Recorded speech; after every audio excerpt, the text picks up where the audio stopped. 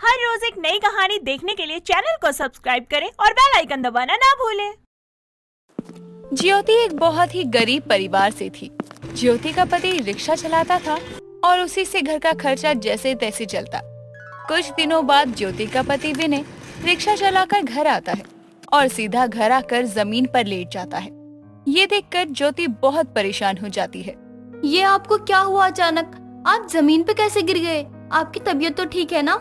ज्योति, अब मुझे नहीं पता कि और मैं कितने साल जी सकता हूँ या कितने दिन जीऊंगा। मैं नहीं जानता। ये आप कैसी बातें कर रहे हो? आपको कुछ नहीं हो सकता। अगर आपको कुछ हो गया तो मेरा क्या होगा? हमारी दो छोटी छोटी बेटियां हैं, उनका क्या होगा? तुम मुझसे वादा करो कि अगर मुझे कुछ हो गया तो तुम हमारे बच्चों को अच्छे से पालोगी, उन्हें किसी भी चीज की कोई कमी नहीं होने दोगी। चलिए मैं आपको डॉक्टर के पास लेकर चलती हूँ, आप जल्दी ठीक हो जाओगे। ज्योति इतना बोलकर अपने पति को डॉक्टर के पास लेकर जा ही रही थी कि तभी रास्ते में ज्योति का पति दम तोड़ देता है और वहीं मर जाता है। ज्योति के पति के मरने के बाद सारी जिम्मेदारी ज्योति पर आ जाती है। अब घर को संभालना और पैसे कमाना ज्योति के सर पर था। कुछ दिनों बाद ज्योति एक शारदा नाम की औरत के घर जाती है। मैडम जी, मुझे आपके बारे में हमारी पड़ोसन जानकी ने बताया था। उन्होंने बताया था कि आपको कोई काम वाली की जरूरत है। मुझे घर के सारे काम आते हैं, मैं सब कर लूंगी मैडम। तुम्हें मेरा घर तो दिख ही रहा होगा, इतने बड़े घर का काम अकेले कर पाओगी? कहीं फिर कल को कहो कि मैडम बहुत बड़ा घर है और पगार कम है, बाद में मुझे ये सब ड्रामे नहीं चाहिए। नहीं नहीं मैडम, मैं कोई ड्रामा नहीं करूंगी, मैं सारा काम अच्छे से कर लूंगी। अच्छा चल ठीक है, फिर तू कल से आ जाइयो। तेरी पगार 3000 है, समझी? मैडम 3000 कुछ ज्यादा ही कम नहीं है? वो क्या है, इतना बड़ा घर है और कितने काम होंगे, उनके लिए बस 3000 बहुत कम है ना मैडम? कम से कम 5000 तो पगार होनी ही चाहिए ना। एक काम कर, तू निकल यहीं से। अभी बोला मैंने कि कोई ड्रामे नहीं चाहिए और तू यही नाटक करने लग गई कि कम पगार है। अरे इस काम में भी नौकर मिल जाते हैं मुझे। मैडम मैं वो नहीं कह रही हूँ, मुझे कोई परेशानी भी नहीं है, लेकिन 3000। देख, मुझे तेरी किचकिच नहीं चाहिए। तू बता, काम करना है कि नहीं, वरना मैं आज ही किसी को रख लूंगी। नहीं नहीं मैडम, मैं कर लूंगी सब 3000 में ही। ज्योति शारदा की बात मान जाती है और वहाँ काम करने लग जाती है। काम बहुत ज्यादा था और उस हिसाब से पैसे उतने ही कम थे, लेकिन मुसीबत में ज्योति काम के बारे में नहीं सोचती बल्कि पैसों के बारे में सोचती है, जिससे वो अपने बच्चों के लिए सब कर सके। जब महीने की पहली पगार ज्योति को मिलती है तो वो पगार बहुत कम थी। इतनी कम पगार देखकर ज्योति शारदा के पास जाती है। मैडम ये इतने कम रुपए क्यों है? आपने तो बोला था कि 3000 मेरी पगार है, ये फिर इतने कम क्यों? कम कहाँ, पूरे तो हैं। मैडम कहाँ पूरे हैं? ये तो 2100 है, पूरे 900 रुपए कम है। अच्छा, और जो तू हर दूसरे दिन छुट्टी करती थी उसका क्या? अब वो पैसे मैं अपनी जेब से दूंगी नहीं ना। मैडम बस 2 ही दिन छुट्टी की है और 2 दिन के लिए इतने पैसे कौन काटता है? इतनी भी भोली मत बन तू। अरे दूसरे तीसरे दिन खाने पीने का जो बार बार लेकर जाती थी, वो क्या तेरे घर का था? वो भी तो मेरे घर का ही था ना। तब तो नहीं सोचा तूने कुछ भी? मैडम वो सब तो आप खुद ही देती थी ना, मैंने आपको कितनी बार मना किया था। हाँ तो उसके भी इसी में पैसे कटे हैं। और ज्यादा बकवास मत कर, अब जा यहाँ से। शारदा की बात सुनकर ज्योति को बहुत बुरा लगता है और वो पैसे लेकर घर आती है। घर जाने के बाद ज्योति पगार लेकर अपने बच्चों को बाहर चाट खिलाने लेकर जाती है और देखती है कि जगह जगह पर ठेले लगे थे। यहाँ इतने ठेले क्यों है और हर ठेले पर इतनी भीड़ है? ये काम को ज्यादा ही अच्छा नहीं चल रहा है, तो क्या मुझे भी यही शुरू करना चाहिए? और मेरे पूरे मोहल्ले में मेरे हाथ के प्याज पराठे कितने फेमस है, तो क्यों ना मैं प्याज पराठे बनाकर बेचने लग जाऊं? क्या पता कब कोई काम चल जाए। ज्योति प्याज पराठे का ठेला लगाने की ठान लेती है और अगले ही दिन जब ज्योति प्याज पराठे का ठेला लगाने की तैयारी करने लगती है तो वो अपनी पड़ोसन जानकी के घर जाती है। जानकी बहन, अब आप ही बताओ, मैंने प्याज पराठे बेचने की सोच तो ली है, लेकिन मेरे पास तो कोई ठेला ही नहीं है, मैं कैसे प्याज पराठे बेचूं अब? ठेला नहीं तो रिक्शा तो है तुम्हारे पति का, उसे कोई इस्तेमाल भी नहीं कर रहा है, तो उस पर ही थोड़ा प्याज पराठा बनाने लग जाओ। देखो तुम्हारे लिए कितना आसान हो जाएगा तब। रिक्शा, पर कैसे होगा ये सब? पराठे बार बार बनाने भी होते हैं ना, फिर उस पर इतना सब कैसे हो पाएगा? मुझे तो कुछ समझ नहीं आ रहा। देखो तुम इतना घबराओ मत, सब कुछ हो जाएगा। तुम बस एक काम करो, अपने रिक्शा में थोड़ा बदलाव करने के लिए लोहार को बुला लो और अपने हिसाब से थोड़ा बहुत जैसे भी बनवा लो कि प्याज पराठा आराम से बिक जाए और रिक्शा पर बन जाए। जानकी की बात सुनकर ज्योति रिक्शा को बदलने के लिए दे देती है और कुछ दिनों बाद रिक्शा में प्याज पराठा बेचने निकल जाती है। रिक्शा में प्याज पराठा बेचने वाली देखकर सब लोग हैरान थे और ज्योति से प्याज पराठा खरीदकर खाने लगते हैं। ज्योति के काम में उतार चढ़ाव हो रहा था। एक दिन बिना एक भी रुपए कमाए ज्योति निराश होकर घर आती है और एक कोने में बैठ जाती है।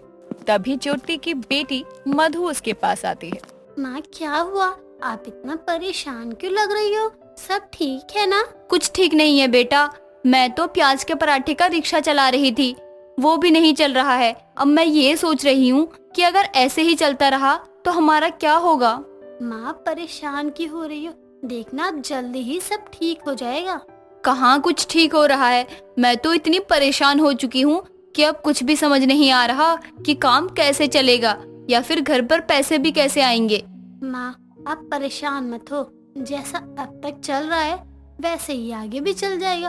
और देखना, एक दिन आप रिक्शे में प्याज पराठे बेचने वाले के नाम से ही जानी जाओगी।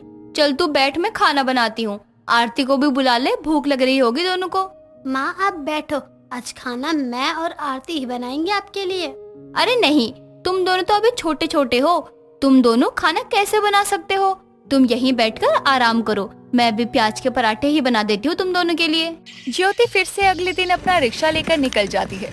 ऐसे ही कई दिन निकलते हैं। कुछ दिनों बाद ज्योति सड़क पर रिक्शे में प्याज पराठा बेच रही थी। तभी अंकिता नाम की एक लड़की आती है और ज्योति से एक प्याज पराठा लेती है, लेकिन अंकिता को वो प्याज के पराठे बहुत अच्छे लगते हैं। वाह, क्या पराठे बनाए हैं, सच में ये तो बहुत ही ज्यादा अच्छे हैं। अच्छा, एक पराठा और देना। जी अभी देती हूँ। वैसे एक बात बताओ कि आप कब से प्याज के पराठे बेच रही हो? अभी कुछ दिन पहले से ही। आपके प्याज के पराठे जितने अच्छे और अलग है ना, उससे कहीं ज्यादा अलग ही आपका आइडिया है रिक्शा में प्याज के पराठे बेचने का। मुझे तो बहुत अच्छा लगा। जी अच्छा लगा ये जानकर कि आपको ये प्याज के पराठे अच्छे लगे। वैसे एक आइडिया दूं आपको जिससे आपका काम और भी अच्छे से चले। आइडिया? कैसा आइडिया? आपके रिक्शा वाले प्याज के पराठे बहुत ही यम्मी हैं। सच में मुझे तो बहुत मजा आया। और आपको पता है, मेरे ऑफिस की कैंटीन ना बहुत ही महंगी है। क्या मतलब? मैं कुछ समझी नहीं, आप क्या कहना चाहते हो? मैं यही कहना चाहती हूँ कि आप हमारे ऑफिस के बाहर अपना रिक्शा लगाया कीजिए और ऑफिस के पास कॉलेज भी है। सच में आपका काम ना बहुत अच्छा चलेगा। वहाँ आसपास कोई ढाबा या होटल भी नहीं है। अंकिता का आइडिया ज्योति को बहुत अच्छा लगता है और वो फिर ऑफिस के बाहर प्याज के पराठे बेचने लगती है और कुछ ही दिनों में ज्योति फेमस हो जाती है, वो भी रिक्शा पर प्याज पराठा बेचने वाली के नाम से। साक्षी की शादी होने वाली थी। उसने अपनी जिंदगी के नए सफर के लिए बहुत सारे सपने देखे थे, जिसको वो अपनी माँ माला को बताते हुए कहती है। माँ, मैं ना अपनी शादी के बाद देखना अपनी पहली रसोई में अपनी सास को 36 पकवान बनाकर खिलाऊंगी और अपनी सास की खूब सेवा करूंगी। अपने पति के लंच के डब्बे में ना रोज अच्छी अच्छी नई नई चीजें बनाकर दिया करूंगी। आप देखना, मेरी सास को मुझसे इत्तो सी भी शिकायत नहीं होगी। हाँ मेरी बच्ची, मुझे पता है कि तू बहुत ही अच्छी बहू और बहुत ही अच्छी बीवी बनेगी। तेरी सास तो तेरी अभी से तारीफ करती है कि मेरी बहू बहुत अच्छी है। माँ, मुझे मेरे ससुराल में प्यार और सम्मान तो मिलेगा ना? हाँ मेरी बच्ची, जरूर मिलेगा, क्यों नहीं मिलेगा। तू उस घर की बहू बनकर जाएगी और हर कोई अपने घर की लक्ष्मी की इज्जत करता है। जो नहीं करता है उसे भगवान कभी खुश नहीं रखते। अच्छा माँ, कल से मेरी शादी की रस्में शुरू होने वाली है, तो चलो अब हम दोनों सो जाते हैं। दोनों माँ बेटी एक साथ एक कमरे में सो जाते हैं। अगली सुबह माला उठकर कामों में लग जाती है। बेटी की हल्दी की सारी तैयारियां करती है। हल्दी की रस्म भी धूमधाम से निकलती है और अगले दिन जब मेहंदी होती है तो मेहंदी का रंग भी साक्षी के हाथों पर खिल कर आता है और ये देखकर माला बोल उठती है। मेरी बेटी के हाथों की मेहंदी कितनी अच्छी रची है। देखना, तुझे तेरे पति और सास का भरपूर प्यार मिलेगा। सच में माँ, I am super duper excited. Mehndi की रस्म भी निकल जाती है और अगले दिन, जिसका साक्षी और माला दोनों को इंतजार था, वो दिन आता है, शादी का दिन। दुल्हन के जोड़े में खूबसूरत सी गुड़िया बनी साक्षी अपनी बारात का इंतजार कर रही थी और थोड़े ही इंतजार के बाद गाजे बाजे के साथ नाचते गाते बाराती आते हैं और उनमें साक्षी का होने वाला पति सूरज बारात की रौनक को बढ़ा रहा था। साथ ही बारात में साक्षी की होने वाली सास सुमन भी थी। माला उन सभी का स्वागत करके बारात का वेलकम करती है और जब कुछ देर में साक्षी मंडप पर आती है तो सुमन अपनी बहू की बलाएं लेते हुए कहती है, अरे वाह, कितनी सुंदर लग रही है मेरी बहू। सच में किसी की नजर ना लगे। बहन जी, मुझे तो इंतजार ही नहीं हो रहा था इस शादी का। कब शादी हो और कब मैं अपनी बहू को अपने घर ले जाऊं। जी बहन जी, अब ये आपकी अमानत बनकर इस घर से विदा होगी। मेरी बच्ची का ख्याल रखना। आप चिंता न करिए, मैं इस घर से बहू नहीं बेटी लेकर जाऊंगी। लेकिन मैं तो बीवी ही लेकर जाऊंगा माँ। हट पगले। सूरज की बात पर सभी लोग हंसने लगते हैं, जिसके बाद शादी की रस्में आगे बढ़ती है। थोड़ी ही देर में साक्षी सूरज की पत्नी बन जाती है और अपनी बेटी को विदा करते हुए माला की आंखों से आंसू बहते हैं। लेकिन दिल में एक खुशी थी कि उसकी बेटी ने जो इतने समय से अपनी शादी का ख्वाब देखा था, वो सच हो गया। दुल्हन को विदा करके सभी कार में बैठे अपने घर आ रहे थे कि एक अनहोनी ने सब कुछ बदल कर रख दिया। सूरज और साक्षी की कार को एक ट्रक ने टक्कर मार दी और जब साक्षी की आंखें खुली तो वो हॉस्पिटल में थी और उसकी सास उसके पास खड़ी रो रही थी और साक्षी के होश में आते ही वो कहती है, बहू तू होश में आ गई। बहू सब खत्म हो गया। तेरा सुहाग, मेरा बेटा सूरज हमें छोड़कर चला गया। मेरा तो जहान ही लुट गया बहू। माँ जी, ये नहीं हो सकता। ये जरूर एक सपना है ना। ऐसा नहीं हो सकता। सूरज जी ने कहा था वो मुझे अपनी पत्नी बनाकर घर ले जाएंगे। मैं उनकी विधवा नहीं बन सकती। बोलो माँ जी, ये सब झूठ है ना, मजाक है ना। मेरी जिंदगी की नई शुरुआत मेरा अंत नहीं हो सकती। साक्षी की बात सुमन को और दर्द देती है, लेकिन वो इस बात को झुठला नहीं सकती थी कि अब उसका बेटा और साक्षी का पति सूरज उन दोनों को छोड़कर जा चुका है। लेकिन साक्षी को इस बात पर विश्वास नहीं होता और अगले ही पल जब माला भागी भागी हॉस्पिटल आती है तो अपनी बेटी के गले लगकर कहती है, मेरी बच्ची, ये क्या हुआ? तेरी जिंदगी एक पल में कैसे बदल गई? हे भगवान, मेरे दामाद की जगह तू मुझे उठा लेता। मेरी बच्ची को ससुराल पहुंचने से पहले ही विधवा क्यों कर दिया? सर पर पट्टी बंधी थी साक्षी के और सामने उसकी सास और उसकी माँ रोए जा रही थी। ये नजारा देखकर साक्षी का सर फटने को होता है और उसी वक्त माला कहती है, बहन जी, मैं अपनी बेटी को अपने साथ ले जा रही हूँ। दुनिया इसको ताने देगी कि अब इसकी वजह से इसका पति मर गया और मैं नहीं चाहती कि मेरी बेटी इतने बड़े दुख के बाद ऐसे हालात भी देखे। देखिए बहन जी, माना मेरा बेटा इसे छोड़कर चला गया, लेकिन मैं अपनी बहू को नहीं छोड़ूंगी। ये अपने ससुराल जाएगी अपनी सास के साथ। सुमन अपनी बहू को अपने साथ अपने घर लेकर आती है। दुल्हन के जोड़े को छोड़ सफेद साड़ी में अपने ससुराल के दरवाजे पर खड़ी साक्षी अपने आंसू नहीं रोक पाती और जैसे ही वो अंदर आने लगती है, उसकी सास उसे रोकते हुए कहती है, रुक जाओ बहू, मैं अपनी बहू की आरती उतारूंगी। आखिर तुम पहली बार अपने ससुराल में आ रही हो। माँ जी, बिना पति के आ रही हूँ। आपकी विधवा बहू का आप आरती उतार कर स्वागत करेंगी। बहू तो इस घर की लक्ष्मी है और लक्ष्मी का स्वागत करना ही चाहिए, फिर वो चाहे लाल साड़ी में आए या सफेद साड़ी में। तुम 1 मिनट रुको, मैं अभी आरती की थाली लेकर आती हूँ। सुमन अपनी विधवा बहू का स्वागत आरती उतार कर करती है। ये सब देखकर आस पड़ोस की औरतें बातें बनाते हुए सुमन से कहती है, अरे सुमन बहन, बेटे को खोने के दुख में इतना भी भूल गई हो क्या कि ये लड़की तुम्हारे बेटे की विधवा है और इस घर में आने से पहले ही तुम्हारे बेटे को खा गई, और तुम ऐसी लड़की का स्वागत आरती उतार कर रही हो। इस घर की बहू है ये और मैं अपनी बहू के खिलाफ एक शब्द नहीं सुनूंगी किसी के मुँह से। शादी के बाद मेरी बहू पहली बार अपने ससुराल आई है तो यहाँ उसका स्वागत एक बहू की तरह ही होगा। मेरी बहू की पहली रसोई भी होगी और शादी के बाद की जो रस्में होती हैं वो सभी रस्में होंगी। सुमन की ये बात सुनकर साक्षी शादी से पहले की एक बात याद करती है जो उसने अपनी माँ से कही थी। उस बात को याद करने के बाद साक्षी रोते हुए अपनी सास से कहती है, माँ जी, मैंने क्या क्या ख्वाब देखे थे अपनी शादी को लेकर। मैं अपनी पहली रसोई में अपने पति को ये बनाकर खिलाऊंगी, सासू माँ को ये बनाकर खिलाऊंगी, लेकिन मेरे सारे सपने चकनाचूर हो गए। बहू संभाल खुद को। मानती हूँ तेरा सुहाग चला गया, लेकिन तू इस घर की बहू है और तेरे बाकी के सपने मैं पूरे करूँगी। तू इस घर में पहली रसोई की रस्म करेगी। तेरा पति नहीं चख पाएगा, लेकिन तेरी सास तो है ना, उसके लिए तो तू अपनी पहली रसोई बनाएगी ना। हाँ माँ जी, अब मेरी जिंदगी आप ही की है। इस विधवा को भी आपने अपनाया है, मेरे लिए यही बहुत बड़ी बात है। तो आपकी ये विधवा बहू अपनी पहली रसोई जरूर बनाएगी। सुमन को अपनी विधवा बहू को अपनाते देखकर उन लोगों की आंखें शर्म से झुक जाती है जो बेटे की मौत का जिम्मेदार आने वाली बहू को मान रहे थे और विधवा होने के बाद उसको रसोई में जाने की मनाही कर रहे थे। लेकिन सुमन एक बहुत ही अच्छी सास होने की मिसाल कायम करती है और ना सिर्फ अपनी बहू को अपनाती है बल्कि उसकी पहली रसोई की रस्म भी करवाती है। अब अपने ससुराल आने के बाद साक्षी अगले दिन सुबह जल्दी उठकर जो उसने सोचा था सब पकवान बनाती है, जिसके बाद वो सब कुछ एक थाली में सजाकर अपनी सास के पास जाकर कहती है, माँ जी, ये मेरी पहली रसोई में बने हुए पकवान हैं। हम पहले इस खाने को सूरज जी को चखा देते हैं।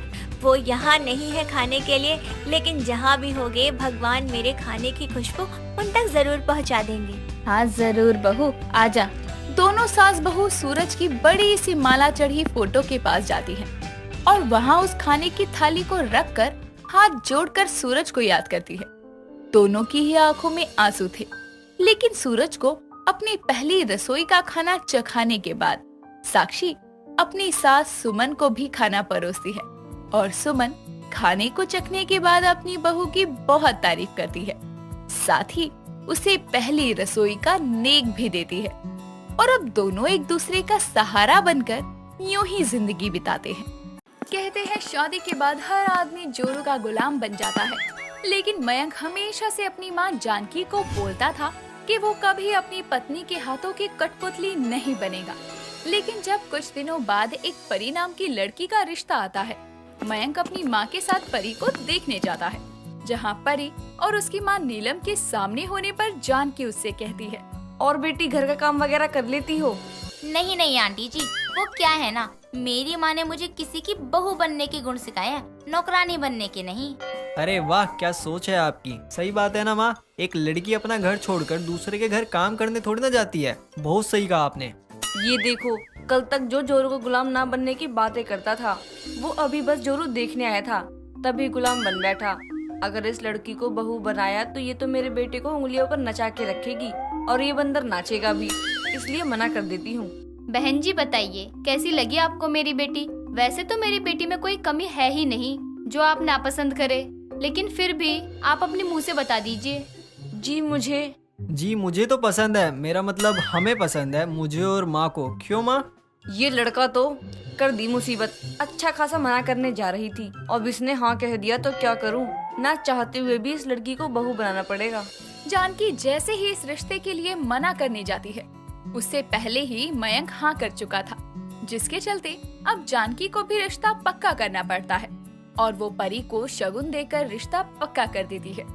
अब गुजरते समय के साथ शादी का दिन नजदीक आता है, जिस पर एक शाम जानकी अपनी पड़ोसन मालती के साथ बैठकर शादी के कई कामों की लिस्ट बनवा रही थी कि तभी मयंक वहाँ आकर कहता है, माँ मैं जरा अपने कमरे में पेंट बदलवा रहा हूँ, तो कुछ जरूरी सामान आपके कमरे में रख रहा हूँ आज के लिए। अरे लेकिन क्यों बदलवाना है? अभी 1 महीने पहले ही तो पूरे घर में नया पेंट हुआ है और तेरे कमरे में तो तेरी पसंद का ही हुआ था। फिर भी वो माँ, परी जी को ये कलर पसंद नहीं है, उन्होंने मुझे अपनी पसंद के कलर बता दिए, इसलिए वही बदलवा रहा हूँ। देख रही हो मालती बहन, यही लड़का बोलता था मुझे कि माँ मैं कभी जोरू का गुलाम नहीं बनूंगा, और अब देखो अगली अपने घर में बैठे बैठे इसको अपनी उंगलियों पर नचा रही है। यहाँ आने के बाद तो न जाने क्या करेगी। क्या जानकी, तू भी ना। अरे अब नई बहू आ रही है तो थोड़ा कुछ उसकी पसंद का भी होगा तो उसको भी अच्छा लगेगा। जा मयंक बेटा, तू करवा ले काम। जानकी अब अपने बेटे के लिए खुश तो थी, लेकिन उसको ये चिंता थी कि कहीं उसके बेटे को उसकी बहू अपने पीछे इतना ना घुमा ले कि उसको अपनी माँ का ही होश ना रहे। खैर, इन सब तैयारियों के एक हफ्ते बाद शादी का दिन आता है। जानकी बहुत खुशी से नाचती गाती अपने घर में बहू लाती है और दरवाजे पर खड़ी जानकी जब दोनों की आरती उतार रही थी तो परी धीरे से मयंक के कान में कहती है, सुनो ना जी, सासू माँ को बोलो थोड़ा जल्दी आरती उतारे, मुझे बहुत थकान हो रही है। ठीक है, बोलता हूँ। माँ जल्दी आरती करो ना, मुझे और परी जी को बहुत ज्यादा थकान हो रही है। मयंक की बात सुनकर वहाँ खड़ी मालती उससे कहती है, मयंक बेटा, रस्मों रिवाजों में भी थोड़ा समय लगता है और तुम्हारे बड़े अगर किसी चीज में समय लगा रहे हैं तो वो तुम्हारे भले के लिए ही है। कोई नहीं मालती बहन, शादी के रस्मों रिवाजों में थक गए होंगे। चल बहू, इस कलश को पैरों से गिरा के अंदर आ जा और फिर जाकर आराम कर ले। परी जल्दी से कलश को गिराकर घर के अंदर आती है और फिर बिना अपनी सास और बड़ों के पैर छुए मयंक के साथ आराम करने कमरे की तरफ चल देती है। नई बहू के ऐसे तेवर देखकर मालती जानकी से कहती है, जानकी, आज लग रहा है तू सही कह रही थी। तेरी बहू ने तो मयंक को अभी से ही अपनी उंगलियों पर नचाना शुरू कर दिया। कितनी अजीब बात है ना, जिस बेटे को माँ बचपन से जवानी तक अपने कलेजे से लगा के पालती पोसती है, उस लड़की को कल की आई लड़की कुछ ही दिनों में अपने पल्लू से बांध लेती है कि उसे उसके आगे अपने खून के रिश्ते भी नहीं दिखते। कोई नहीं मालती, वो भी अपना घर छोड़कर इस घर में आई है। और बाकी मेरा बेटा जितनी भी अपनी बीवी की सुने, लेकिन कभी अपनी माँ को भी तकलीफ नहीं होने देगा। जानकी को अपने बेटे मयंक पर इतना विश्वास था कि बहू के लाख कहने पर भी वो अपनी माँ को कभी तकलीफ नहीं देगा। लेकिन अगली ही सुबह जब परी की पहली रसोई की रस्म थी तो वो उस रस्म के लिए जल्दी उठने के बजाय अपने साथ सो रहे मयंक को जगा कर कहती है, मयंक जी देखो, अभी माँ जी शायद मुझे उठाने आए, वो भी पहली रसोई की रस्म के लिए। तो आप ऐसा करना, आप बोल देना मैं थकी हुई हूँ, आज नहीं कर पाऊंगी ये रस्म। ठीक है परी जी, आप आराम करो, मैं बोल दूंगा। मयंक परी के कहने अनुसार चलता है और परी को उठाने आई जानकी को रस्म कल करने की कहता है। जानकी मजबूरी समझते हुए उस दिन मान जाती है, लेकिन अब एक हफ्ता गुजर जाता है। परी खुद ना बोलकर मयंक के जरिए ही काम से बचती रहती। लेकिन एक हफ्ते बाद जब मयंक शादी के बाद पहली बार काम पर जाता है तो उसके पीछे से जानकी परी से कहती है, बहू, अब अगर तुम्हारा आराम अच्छे से हो गया हो तो आज जरा पहली रसोई की रस्म कर लो। नाश्ता करवाकर मैंने मयंक को काम पर भेज दिया है, तो तुम अब दोपहर के लिए कुछ मीठा बना लेना। माँ जी, मैंने तो पहले ही कहा था कि मैं कोई काम वाली के काम सीख कर नहीं आई हूँ, तो आप क्यों मेरे पीछे पड़ी हैं कि मैं ये पहली रसोई एंडोल करूँ? क्योंकि ये काम वाली के काम नहीं, घर की बहू के काम होते हैं। और बहू, तुझे अगर कुछ कहना होता है तो मुझे सीधा आकर बोला कर। मैं तुझे कोई काम कहती हूँ तो तू मयंक से उसका जवाब दिलवाती है। मुझे क्या जताना चाहती है कि तू अपने पति को उंगलियों पर नचाने वाली बहू है? ये सही है, बहू को आए हुए एक हफ्ता नहीं हुआ और उस पर इल्जाम लगाने शुरू कर दिया आपने कि पति को उंगलियों पर नचा रही है। अरे आपका बेटा कोई दूध पीता बच्चा नहीं है जिसको मैं अपने इशारों पर नचवाऊं और वो नाचेगा। इतना बोलकर परी अपने कमरे में चली जाती है और वो ये सारी बातें मिर्च मसाला लगाकर मयंक को बताती है। शाम के समय जब मयंक घर आता है तो जानकी उसे कहती है, आ गया बेटा, बैठ, मैं तेरे लिए पानी लेकर आती हूँ। नहीं माँ, मुझे नहीं पीना पानी वानी। परी जी, कहाँ हो परी जी? मयंक के बुलाने पर परी कमरे से तैयार होकर बाहर आती है और उसके बाहर आते ही मयंक अपनी माँ से कहता है, माँ, मैं और परी जी बाहर डिनर पर जा रहे हैं, लेट आएंगे तो आप खाना खाकर सो जाना। आज परी जी का थोड़ा मूड ऑफ था, आप दोनों की दिन में कुछ बात हुई होगी, इसलिए मैंने सोचा उनको कहीं घुमा लाऊं। अगली अपना घर छोड़कर मेरे लिए आई है। सही बोला बेटा, जा ले जा। मयंक परी को पहले ही डिनर के लिए तैयार होने के लिए बोल देता है और अपनी माँ को झूठे मुंह भी नहीं पूछता कि उसको भी जाना है या नहीं। अपने लाडले बेटे को इतना बदलते देखकर जानकी की आंखों में आंसू आ जाते हैं और वो मालती को कॉल करके कहती है, मालती, आज होने वाले सत्संग में चलेगी? मेरा मन नहीं लग रहा इस घर में। मेरी बहू ने मेरा इकलौता बेटा छीन लिया मुझसे। अब वो ऐसे उसके इशारों पर नाचता है जैसे इस घर में कोई है ही नहीं उसके सिवा। तू रो मत जानकी, मैं हूँ ना तेरी सहेली। चल तैयार होकर आजा, चलते हैं सत्संग। जानकी तैयार होकर मालती के साथ सत्संग के लिए निकल जाती है और लगभग आधी रात 12 बजे के बाद घर आती है तो देखती है कि दरवाजा खुला है। घबराते हुए वो मालती से कहती है, ए मालती, मेरे घर का दरवाजा खुला है, कहीं कोई चोर तो नहीं आ गया, चल जरा। जानकी जैसे ही दरवाजा खोलती है तो अचानक से पूरे घर की लाइट जलती है और सामने मयंक और परी हाथों में केक लिए खड़े थे। दोनों जानकी के आते ही एक साथ कहते हैं, happy birthday to you, happy birthday to you, happy birthday dear माँ, happy birthday to you, happy birthday to you. ये सब तुम दोनों तो बाहर डिनर के लिए गए थे, तो ये सब कब किया? माँ आप ये कैसे सोच सकती हो कि आपका बेटा आपको भूल जाएगा, शादी के बाद आपके ऊपर ध्यान नहीं देगा। माना इतने दिनों से मैंने आपके ऊपर ध्यान नहीं दिया, लेकिन वो बस थोड़ा सा ड्रामा था परी जी के कहने पर। हाँ माँ जी, माफ करना, लेकिन ये सब मैंने इसीलिए किया क्योंकि शादी के पहले जब मयंक अपने कमरे का पेंट बदलवाने की बात कर रहे थे तो आपने कहा था कि मैं उनको अभी से अपनी उंगलियों पर नचा रही हूँ। उस वक्त मैं कॉल पर थी इनके साथ और मैंने वो सुन लिया था, तो थोड़ा सा आपको परेशान करने के लिए किया कि अगर मैंने आपके बेटों को अपनी उंगलियों पर नचाया तो ऐसा हो जाएगा ये घर आपके लिए। तो बहू ये सब इसलिए, लेकिन तूने एक हफ्ते तक अपनी पहली रसोई के लिए भी हाँ नहीं बोला, वो क्या था? वो इसलिए माँ क्योंकि परी जी पहली रसोई में आपका बर्थडे केक बनाना चाहती थी, इसलिए उन्होंने मना कराया मेरे से। माँ जी माफ करना, मैंने आपको परेशान किया, रुलाया, लेकिन मेरे लिए आप मेरी सास नहीं माँ समान हो। और अगर मैं अपना घर छोड़कर आई हूँ तो यहाँ मैं आपको दुश्मन नहीं दोस्त बनाऊंगी, क्योंकि मयंक से पहले आप होगे मेरे साथ। इसलिए आप ये कभी मत सोचना कि मैं आपके बेटे को अपनी उंगलियों पर नचवाऊंगी, वो भी आपके खिलाफ करके, कभी नहीं। मुझे माफ कर दे बहू, मैंने भी ना जाने क्या क्या सोच लिया था। इकलौते बेटे के बदलने का डर आ गया था मेरे मन में। अच्छा ये बताओ, तुमको कैसे पता था मैं सत्संग में जाऊंगी? आप हमेशा उदास होती हो तो सत्संग ही जाती हो, इसलिए हमने अनुमान लगाया। और बाकी अगर आप नहीं जाती तो हम मालती आंटी को कहकर आपको जबरदस्ती भेज देते।